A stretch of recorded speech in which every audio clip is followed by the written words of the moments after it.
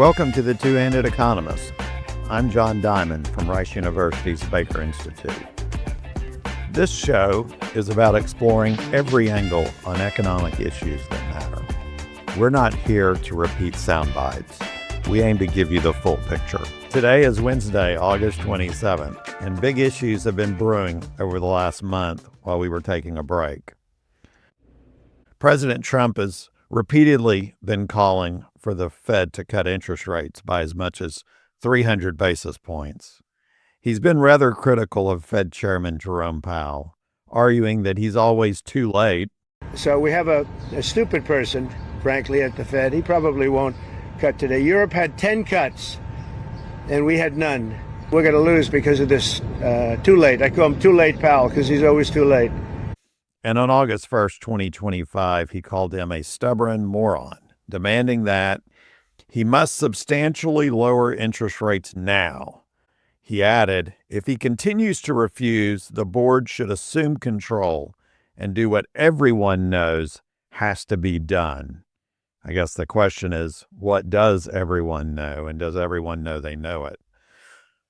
Trump is in the process of appointing a new Fed chairman as Powell's term expires early next year. And he recently appointed CEA Chair Steve Moran to the Fed board to fill an open position temporarily and is awaiting on his confirmation. Just when you thought it could not get any worse, Trump fired Fed board governor Lisa Cook for alleged mortgage fraud. After months of attacks launched at the central bank, President Trump sent a letter telling Federal Reserve Governor Lisa Cook, you're fired. So the firing comes amid allegations Cook made false statements on 2 home mortgage applications to try and secure lower interest rates. President Trump says once he replaces Cook, he'll have a majority on the Fed board. Once we have a majority, housing is going to swing and it's going to be great. People are paying too high an interest rate. That's the only problem with housing. We have to get the rates down a little bit. And when we do, it's going to be a tremendous difference. Cook has denied the allegations and hired a high-powered attorney to fight what many call an abuse of power.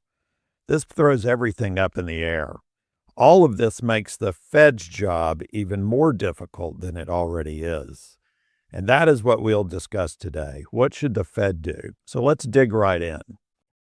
Let's start with what the Fed must consider in fulfilling its dual mandate of achieving price stability and full employment. In terms of price stability, the Fed targets an inflation rate of 2%. Since 2022, the U.S. inflation rate rose sharply, then fell, but has failed to reach the Fed's 2% target. After peaking at 9% in mid-2022, the highest level in 4 decades, price pressures gradually eased as pandemic supply shocks faded and energy prices moderated. The Federal Reserve responded aggressively with rapid interest rate hikes, lifting the federal funds rate from near zero in early 2022 to above 5% by mid-2023. It's the fastest tightening cycle since the 1980s. This restrictive stance cooled demand, slowed wage growth, and helped bring inflation down toward, but not all the way to, the Fed's 2% target. The latest data shows headline CPI inflation at about 2.7% in July, while core inflation, which excludes volatile food and energy prices, was still around 3.1%. The Fed still has work to do to achieve its targeted price stability level. In addition, increased tariffs and labor supply issues increase the uncertainty about the path of the price level looking forward. Tariffs raise input and consumer costs directly by making imported goods more expensive.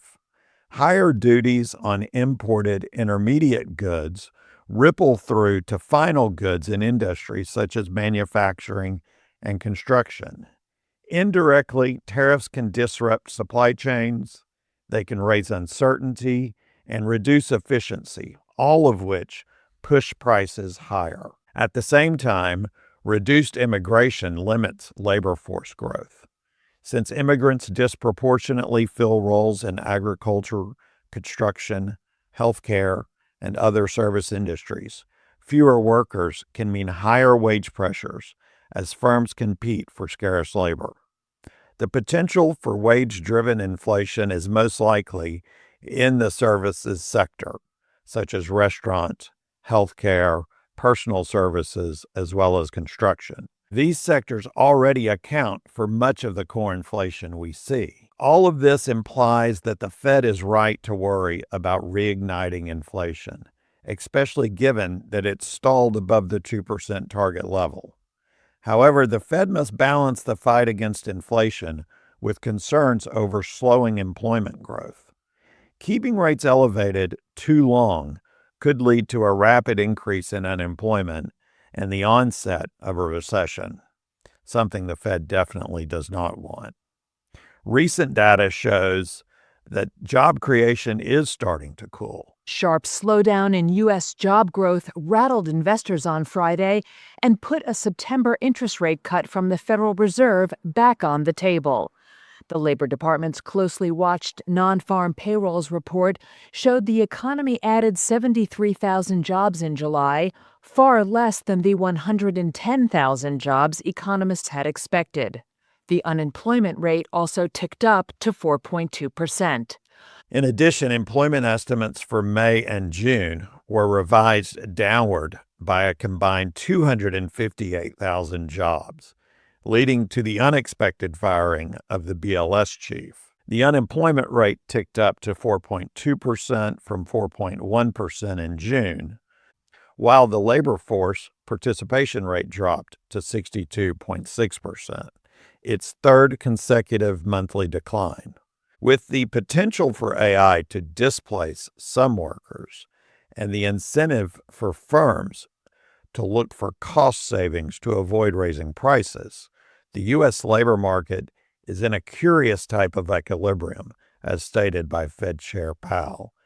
An equilibrium characterized by slow growth in the demand and supply of labor. Overall, while the labor market appears to be in balance, it is a curious kind of balance that results from a marked slowing in both the supply of and demand for workers. This unusual situation suggests that downside risks to employment are rising. And if those risks materialize, they can do so quickly in the form of sharply higher layoffs and rising unemployment. At this time, it looks likely that the Fed will begin to cut rates at its next meeting. This will raise the risk of reigniting inflation, but the cooling labor market seems to be a bigger concern at this moment. In the run-up to the Fed's next meeting on September 16th and 17th, several key data releases will shape the policy debate. The August jobs report on September 5th will be a key data point, with weak payroll growth strengthening the case for a rate cut.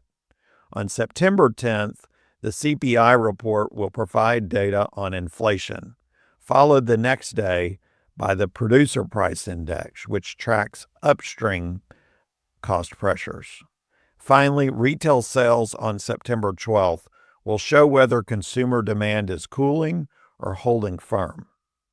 Weekly jobless claims throughout this period will add near-term signals on layoffs. While current odds favor a cut by a wide margin, this data could change the Fed's decision on whether to cut rates. As if this decision was not hard enough, the Fed has other issues it must confront as well. One of these issues facing the Fed is the state of its balance sheet.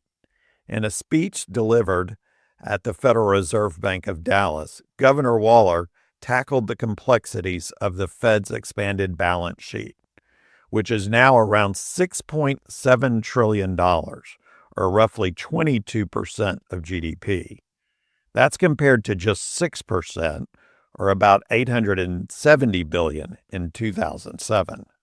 He traced this expansion primarily to two structural shifts: the adoption of an ample reserves framework and the Fed's extensive use of quantitative easing during the financial crises. Importantly, he emphasized that a little less than half of today's balance sheet is made up of currency in circulation and the Treasury General Account. These are two of the three largest liabilities on the Fed's balance sheet, the other being its reserves. These factors are outside of the Fed's control, which counters the notion that the Fed could simply revert to pre-crisis levels in terms of the size of its balance sheet, which would imply moving back to a balance sheet of around $870 billion. Given that currency alone is roughly $2.7 trillion, that would be impossible. Waller advocated for a thoughtful strategy to shrink and change the composition of the balance sheet over time.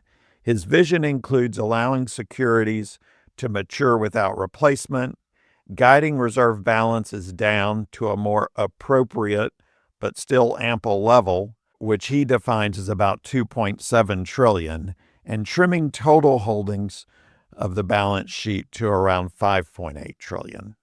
Critically, he emphasizes better duration matching to reduce interest rate risk.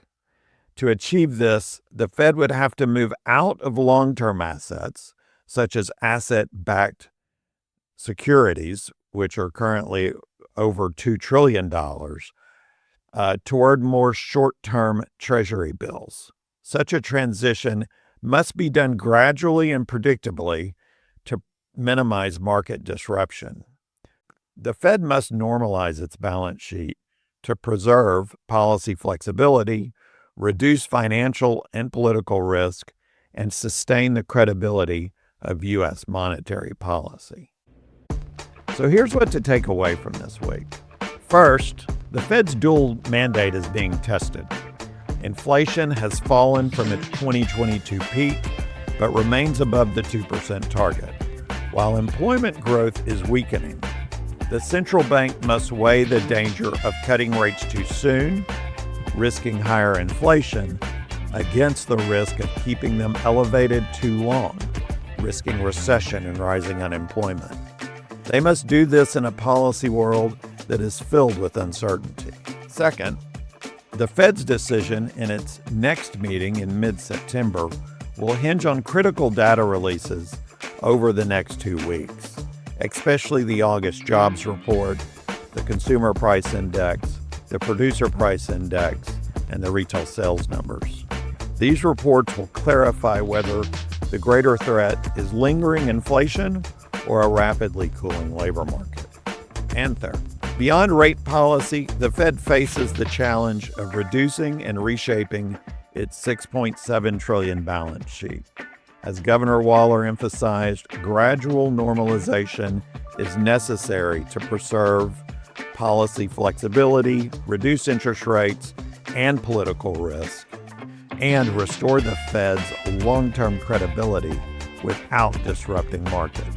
That's it for this week's episode of The Two-Handed Economist. The Two-Handed Economist is a production of the Baker Institute for Public Policy, recorded on the campus of Rice University in Houston, Texas. Production support was provided by Shannon Moriarty, Kevin Young, and Karina Zimmel. You can access show notes and other podcasts at bakerinstitute.org/podcast. If you like what you hear, leave us a review. Thanks for tuning in.